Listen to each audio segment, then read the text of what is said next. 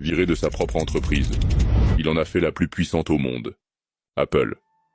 Tu la vois comme la marque des iPhones à 1000 €, des MacBooks, des AirPods. Mais tu sais comment tout a commencé? Avec 2 potes dans un garage et un logo, avec Isaac Newton sous un pommier. En 1976, Steve Jobs, Steve Wozniak et Ronald Wayne créent Apple dans un garage en Californie. Ils bricolent leur premier ordi, l'Apple I. Wozniak est le génie technique, Jobs, le visionnaire. Leur but?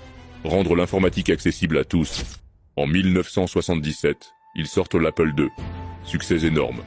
Apple devient une des premières marques tech à exploser. En 1980, elle entre en bourse. Jobs devient millionnaire, à 25 ans. En 1984, ils sortent le Macintosh avec une pub devenue culte. 1984, won't be like 1984. C'est révolutionnaire. Mais en interne, c'est la guerre.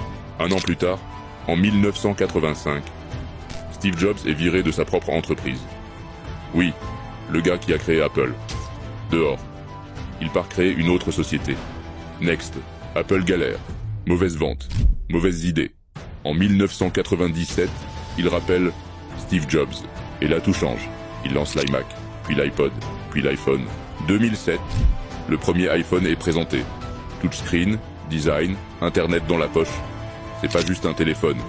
C'est une révolution culturelle. Apple devient énorme design, innovation, marketing. Le logo croqué est partout. Et Steve Jobs? Il meurt en 2011. Mais laisse derrière lui la marque la plus puissante de la planète.